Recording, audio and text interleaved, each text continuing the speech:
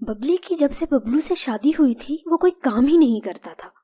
بھوجن لانا ہو یا گھر بنانا ہو، گھر کے سارے کام ببلی ہی کیا کرتی تھی.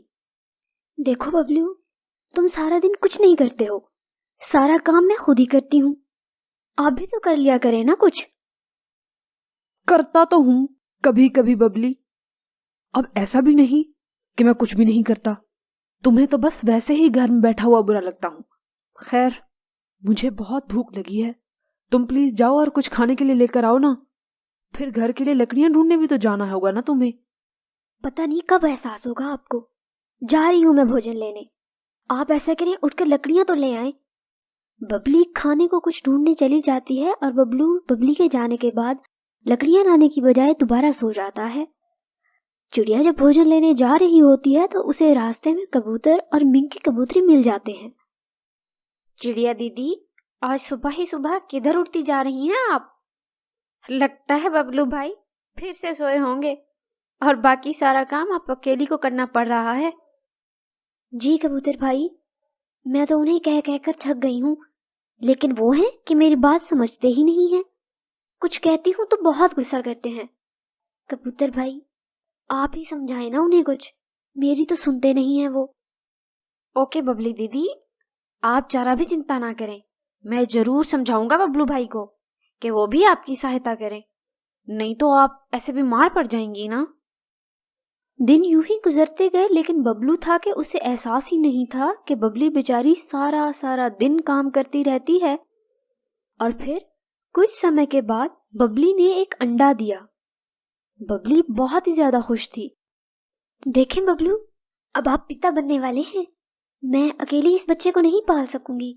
اب آپ کو اپنی ساری بری عادتیں چھوڑنی ہوں گی اور میرے ساتھ مل کے کام کرنا ہوگا. ایک تو تمہارے لیکچرز ہی ختم نہیں ہوتے ہیں ببلی. بھائی میں کہا تو تھا کچھ دنوں کے بعد خود ہی سب کرنے لگ جاؤں گا، لیکن یہ بات پتہ نہیں تمہیں کیوں سمجھ میں نہیں آتی. ویسے بھی بچے مجھے اچھے نہیں لگتے. ببلی یہ سن کر چپ کر جاتی ہے کیونکہ ببلو ہمیشہ آگے سے یہی کہا کرتا تھا. دن یوں ہی گزرتے گئے. ببلی نے اکیلے ہی اپنے انڈے کی اچھے سے رکشا کی اور پھر ایک دن اس انڈے سے ایک بہت ہی پیاری چڑیا نکل آئی. وہ بہت ہی پیاری تھی. ببلی تو بہت ہی زیادہ خوش تھی. ارے دیکھیں ہماری کتنی پیاری بیٹی ہوئی ہے، بالکل مجھ پر گئی ہے. میں اس کی بہت اچھے سے رکشا کروں گی اور اسے ایک بہت ہی اچھا پکشی بناؤں گی.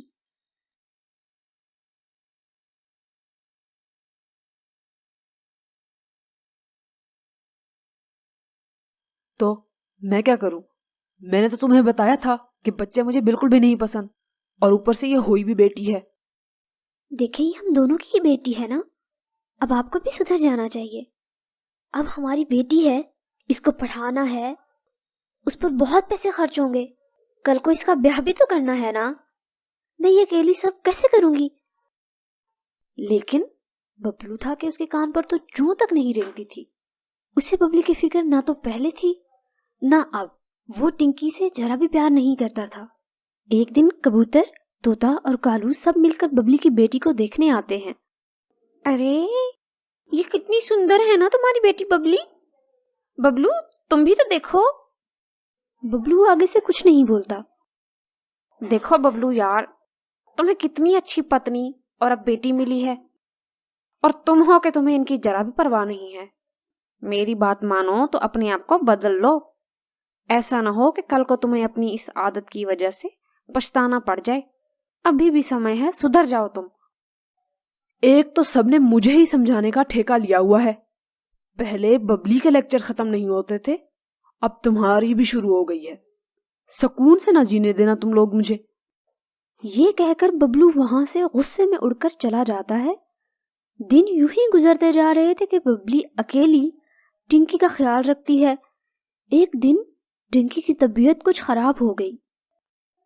ٹنکی بیٹا، میں ایسا کرتی ہوں کہ آپ کے لیے ڈاکٹر طوطا رام سے میڈیسن لے آتی ہوں اور ساتھ بلبل آنٹی سے کچھ دال بھی لے آتی ہوں.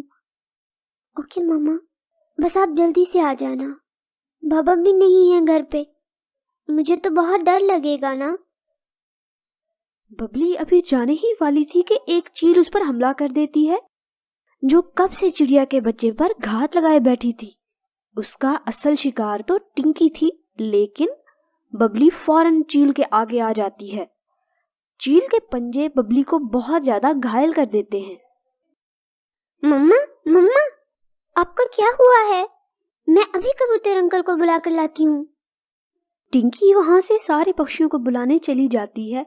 چیل یہ سب دیکھ کر وہاں سے چلی جاتی ہے کیونکہ اس کا سارا پلان چوپٹ ہو چکا تھا۔ کچھ ہی دیر میں سارے پکشی ببلی کے پاس پہنچ جاتے ہیں۔ ڈاکٹر طوطا رام بھی وہاں پہنچ چکے تھے۔ مما اٹھیں، آنکھیں کھولیں نا، یہ دیکھیں میں کبوتر انکل اور کالو انکل کو بلا لائی ہوں۔ ارے کیا ہو گیا چڑیا دیدی؟ اتنا گہرا زخم کیسے ہو گیا آپ کو؟ ارے زخم کا بعد میں پوچھتے رہنا۔ ڈاکٹر طوطا رام، آپ پلیز جلدی سے ببلی کو میڈیسن دیں تاکہ یہ ٹھیک ہو سکے۔ ڈاکٹر طوطا رام ببلی کو چیک کرنے شروع کرتے ہیں۔ ایسے میں وہاں ببلو بھی آ جاتا ہے۔ ببلو کو ویسے تو چڑیا کی ذرا بھی پرواہ نہیں تھی، لیکن اسے اتنا گھائل دیکھ کر وہ بہت زیادہ گھبرا جاتا ہے۔ ارے کیا ہو گیا میری پتنی کو؟ اتنا گہرا زخم کیسے آیا ہے اس کو؟ شکر ہے آپ آ گئے ہیں۔ دیکھیں ٹنکی کے بابا، آپ نے ہمیشہ میری بات نہیں مانی ہے۔ مجھے پتا ہے میں بچ نہیں پاؤں گی، مجھے بہت گہری چوٹ آئی ہے۔ میں بس چاہتی ہوں کہ آپ میرے مرنے کے بعد میری ٹنکی کا بہت خیال رکھنا۔ اس کا بھی بہت دل کرتا ہے کہ آپ اسے پیار کریں۔ نہیں ببلی، تمہیں کچھ نہیں ہو سکتا۔ تم کرپیا کر کے مجھے معاف کر دو۔ تم مجھے چھوڑ کر نہ جاؤ بس پلیز۔ میں جیسا ہوں تمہارے علاوہ تو کوئی مجھے پیار کرے گا بھی نہیں۔ ہاں نا ماما، میرا آپ کے علاوہ ہے ہی کون؟ پلیز اٹھ جائیں نا، میں بڑی ہوں گی نا، دیکھنا آپ کا کتنا زیادہ خیال رکھوں گی۔ اسی سب میں چڑیا کی جان چلی جاتی ہے اور وہ سب کچھ بھی نہیں کر پاتے۔ کاش ببلو تم نے ببلی کی زندگی میں بھی اس کا احساس کیا ہوتا تو آج یہ نوبت نہ آتی۔ تم اگر گھر ہوتے چڑیا بچ سکتی تھی۔ لیکن اب ببلو کو ساری زندگی اسی بوجھ کے ساتھ جینا تھا کہ اس کی وجہ سے اس کی پتنی اس دنیا سے چلی گئی۔ اس واقعے نے ببلو کو بہت ہی بدل کر رکھ دیا تھا۔ اب وہ ٹنکی کا بہت ہی خیال کرتا تھا، اسے اسکول چھوڑ کے آتا اور اس کا بہت خیال رکھتا۔ لیکن اس کی زندگی میں ایک بہت بڑی کمی آ گئی تھی جو وہ شاید کبھی نہیں پورا کر پاتا۔ وہ ہمیشہ چڑیا کو یاد کرتا رہتا تھا۔ ہمیں اس سٹوری سے سیکھ ملتی ہے کہ جو رشتے ہمارے ارد گرد ہیں ہمیں ان کی رسپیکٹ کرنی چاہیے اور قدر کرنی چاہیے۔ کہیں ایسا نہ ہو کہ جب وہ ہم سے دور ہوں تو ہمارے پاس سوائے پچھتاوے اور افسوس کے کچھ بھی باقی نہ رہے۔